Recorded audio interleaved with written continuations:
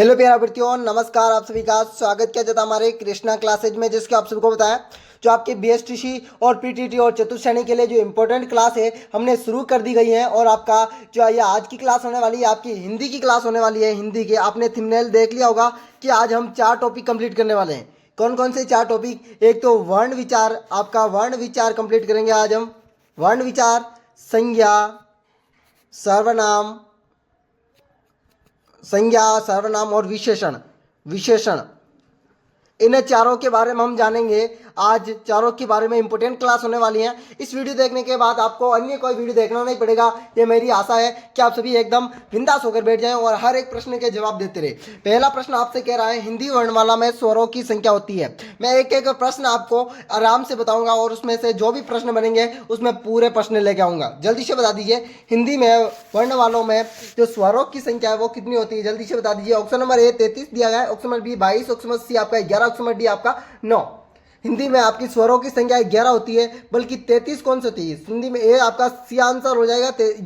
11 आपका स्वरों की संख्या होती है सर, 11। और अब आप बताओ स्वर कौन कौन से होते हैं? स्वर कौन कौन से हैं? 11 स्वर है, वो कौन कौन से? आ, ई, उ, इसके बाद में ए, ओ और री। ठीक है ना, ये आपके स्वर है। अब आपके आती है व्यंजनों की बारी। अब आपके स्वर तो हो गए 11, तो व्यंजन कितने होते हैं भाई? व्यंजन कितने होते हैं? व्यंजन आपके 33 होते हैं। 33 आपके व्यंजन होते हैं। क्या होते हैं? व्यंजन। पूरे वर्ण कितने होते हैं? अगर आपको कभी पूछ ले हिंदी वर्णमाला में पूर्ण वर्ण तो आपके होगा 44, 44 होते हैं। ठीक है ना, आपके 22 और ये 9 ये कोई नहीं होते, आपको याद रखना। इसमें से आगे आपको बताऊंगा जो स्पर्श व्यंजन कितने कितने होते हैं, नासिका व्यंजन कितने होते हैं, इन सभी को बारे में ना। आगे अगला प्रश्न आपके सामने, आपका दूसरा प्रश्न है, निम्नलिखित में से मध्य से आने वाला शब्द कौन सा? जो आपके मुख के मध्य से आने वाला शब्द है वो कौन सा शब्द है? जल्दी से बता दीजिए। ऑप्शन नंबर ए है ई, ऑप्शन नंबर बी है ए, ऑप्शन नंबर सी है उ, ऑप्शन नंबर डी है आ। आप अगर मेरे को ध्यान से पढ़ा होगा तो आपको बता दूंगा आ है ना, आप बीच में से आ रहा है, आ आपका डी आंसर हो जाएगा। बिल्कुल जी, दूसरे प्रश्न में। और अब आपको बताना है सर आगे का स्वर कौन सा होता है? आगे का स्वर होता है ई, ए और ए, ये होते हैं आगे के स्वर। इसे अग्र स्वर कहते हैं। अगर आपको आ जाए अग्र स्वर तो ये है अग्र स्वर आ गया है। मध्य स्वर में सर, मध्य स्वर में आ आता है, सिर्फ आ आपका मध्य स्वर आता है, मध्य स्वर। ठीक है ना, आ आपका मध्य स्वर आता है। और अब आपको पश्चिम स्वर ये होते हैं उ, ओ और अ। ये आपके पश्चिम स्वर में आते हैं, जो आपके पीछे से बोला जाता है, यहां से पीछे से बोला जाता है ना। आगे आपका तीसरा प्रश्न है। तीसरा प्रश्न आपसे ये कह रहा है, ध्वनियों के मेल से बने सार्थक वर्णों के समुदाय को क्या कहते हैं? जो ध्वनि होती है उसके ध्वनियों के मेल से बना होता है, वो से सार्थक समुदाय होता है, उसे क्या कहते हैं? ऑप्शन नंबर ए है अर्थ, ऑप्शन नंबर बी है विविध, ऑप्शन नंबर सी है शब्द, ऑप्शन नंबर डी है अक्षर। दो भाई ध्वनियां होती है, जैसे अ या रमेश है ना। जैसे कि आप सभी एक रमेश ना लेकर के ऐसा हस्व ले लो, हस्व ये क्या शब्द है? थोड़ा डिफिकल्ट है हस्व, इसलिए मैंने इसको लिया। हस्व शब्द होगा हस्व। इसमें का अ की मात्रा आ रही, ई की मात्रा आ रही, व की मात्रा आ रही, आ की हो रही, और इसके बाद में क्या जुड़ा है? आधा स्वर भी जुड़ा हुआ है। तो इसमें कौन से शब्द है? इसमें ध्वनियों का समूह हुआ है, इससे क्या बनेगा? हस्व किससे हुआ? अक्षर से। क्या हुआ? अक्षर तो है भाई हस्व क्या है? एक अक्षर भी है हस्व, और ये तो ध्वनि है हस्व तो क्या है? ध्वनि है। अक्षरों से मेल से ही तो बना है ध्वनियों के मेल से अक्षर बना है।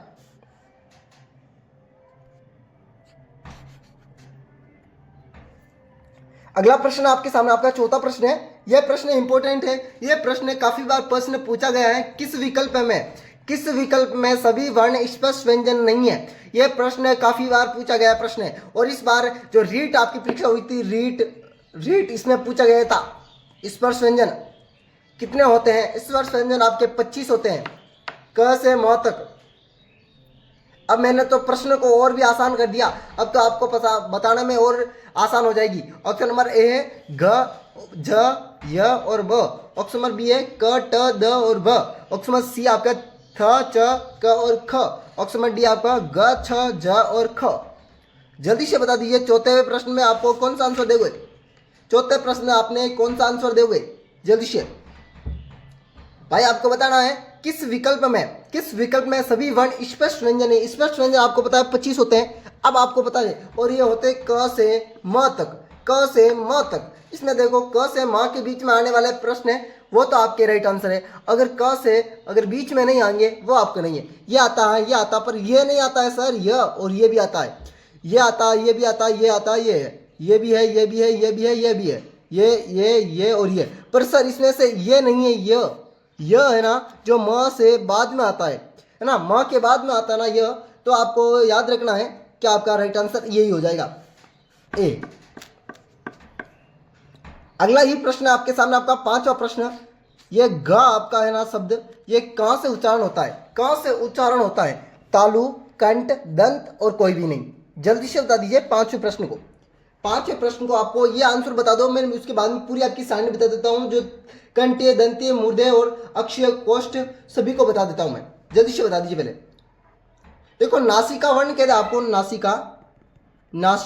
नासिका से जो नाक से बोलने वाले शब्द है ना उससे नासिका कहते हैं। जैसे ण, आपको जो आपके है ना, जो आपके उसे क्या कहते हैं, वर्ण में जो 5 अक्षर होता है उसे नासिका वर्ण कहते हैं, नासिका वर्ण कहते हैं। न और म भी आपका नासिका वर्ण में आता है ना, आपको याद रखना है। आपके दंतीय वर्ण, दंत में आपका आता त वर्ग ल और श, त वर्ग के पूरे वर्ग और ल और श, ये होते हैं दंतीय वर्ग, ये होते हैं दंतीय वर्ग। अब आपके तालु में आपका है ई और च वर्ग पूरा और य और स, च वर्ग तो पूरा और य और स और ई, ये होते हैं आपके तालु वर्ण। ये आपके तालु। या आपके कंठ ले लो, कंठ प्लस तालु ले लो, इसमें ए और ए आएंगे, इसमें ए और ए। मूर्धन्य ले लो, इसमें आपके री आ जाएगा, ट वर्ग आ जाएगा पूरा, ट वर्ग पूरा, और इसमें र आ जाएगा, श आ जाएगा, ढ आ जाएगा और ढ आ जाएगा, है ना। इसमें ट वर्ग पूरा आ गया, है ना। आगे ले लिया आपने, नासिका ले लिया, दंत्य ले लिया, दंत ले लिया और ओष्ठ एक ये बच गया, ओष्ठ वाला। ओष्ठ में आपको उ और प वर्ग पूरा, प वर्ग, ठीक है ना। अब आपका कौन सा बचा है? कंठ और ओष्ठ में ओ हो जाएगा, ठीक ना।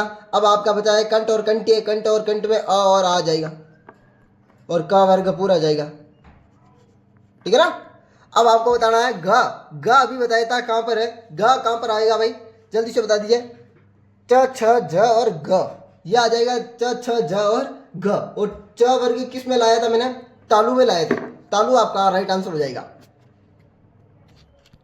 एक प्रश्न पक्का आने वाला इनमें से, इस पांचवें प्रश्न में एक प्रश्न मैंने अभी जो बताया ना 5 वाला, इसमें से एक प्रश्न पक्का, 1 नंबर पक्का कर ले आप।